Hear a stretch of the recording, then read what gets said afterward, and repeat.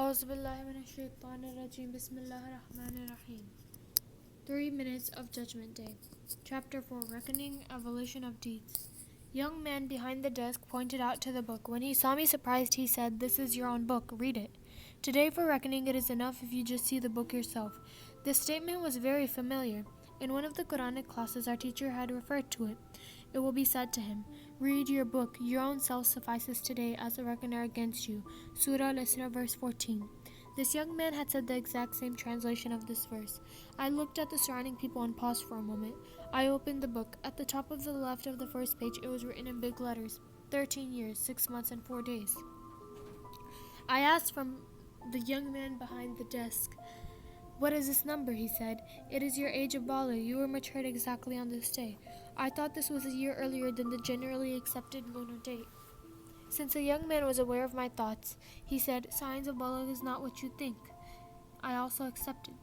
Before that, on the right side of the page, many good deeds were written, from masjid pilgrimage to primetime prayers and participating in religious ceremonies, respecting parents, etc. I asked, "What are these?" He said, "These are your good deeds before attaining Baligh. All those good deeds are recorded for you." Before I could move on to the deeds after Baligh, the young man behind the desk looked at the book in totality and said, "Your salah are good and acceptable," and so we move on to the other deeds. I remembered the narration from our Prophet ﷺ. The first thing that God has made mandatory for Muslims is 5-time prayer, salah, and this will be the first thing that goes up to the God. It will also be the first thing that is asked from them. I started salah before reaching Baligh and was always in the mosque because of my parents' encouragement. Very rare I missed the morning salah. If God forbid I missed the morning prayer anytime, I was very sad and depressed till the night. I had learned the value of salah from childhood, and thank God that I always considered it important. When the young man behind the desk gave such importance to salah and then moved on to the other deeds, I remembered the narration of the Masumin alayhi. The first thing that to be reckoned will be salah. If the salahs are accepted, all the other deeds will also be acceptable. If salahs are not accepted, I was happy, and I looked at the first page of my book.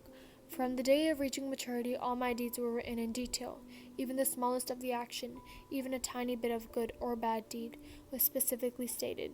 Nothing was ignored. Now I realize the meaning of the Holy Quranic verse, "Then he who has done an atom's weight of a good deed shall see it." Surah Al-Zilzal, verse 7, i.e., whatever we did here, and even if we took it lightly, it was indeed written there. In this book, next to my daily deeds, there was a small image which on a closer look started playing like a film, exactly like a video in a mobile these days. We could see the movie of that incident, that too in 3D with all details. I could even look at the thoughts of other people, therefore we could not deny any of those actions. Apart from deeds, even our intentions were recorded. They had written everything precisely, and there was no chance of any complaint. All deeds were registered, and there was no need to utter a word.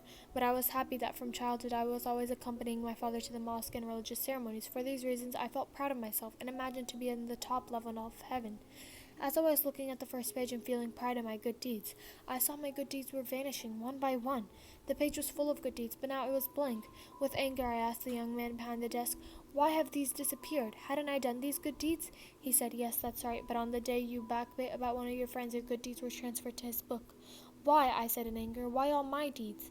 He indirectly pointed to the Prophet ﷺ. Speed of fire penetrating into a dried up plant is not even close to the speed of losing good deeds due to backbiting. I went to the next page. That day was full of good deeds too. Praying at the prime time, going to the mosque, participating in religious ceremonies, working for Basage, consent of parents, etc. The movie of all deeds was unavailable, but there was no need to watch it. I consented to all the good deeds. It was the time of Iran-Iraq war, and there were many sincere people like me. I could recall many of the forgotten good deeds, but to my wonder I saw that my deeds were again vanishing.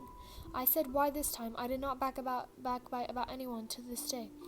The young man said, "You made fun of one of your religious friends. This bad deed has spoiled your other deeds." Although the young man did not say anything, I recalled the verse from the Holy Quran, "How regretful for the servants there did not come to them any messenger except that they had used to ridicule him." Surah Yasin, verse 30. I remembered clearly what the text meant. I was a funny individual and used to play pranks on my friends. I thought, if it is like this, then I am in a very bad position. I moved to the next page, which also had good deeds, which did not vanish, although I had joked on that day as well. We made fun that day, but did not insult or backbite about anyone. That's why making fun was registered as a good deed. There was no sin besides my good deeds that day. I said to myself, thank God. I remember the narration from Imam Hussein alayhi salam. Highest deed after Salah is to make a believer happy, provided that it does not lead to a sin. I got happy and moved to the next page. I was surprised the blessing of Hajj was recorded for me. I asked the young man behind the desk with a smile, Hajj? I never went to Mecca in my youth, he said. Blessing of Hajj is recorded. Some deeds lead to the blessing of many Hajj, like being kind to parents, pilgrimage of Imam Raza alayhi salam, but with knowledge. But again, I witnessed that one by one my good deeds disappeared. There was no need to question. I witnessed myself that we gathered in the late night with my friends and humiliated one of the friend. I remembered the verse of 65 of Az-Zumar in the Holy Quran. Some deeds will lead to terminating of the good deeds.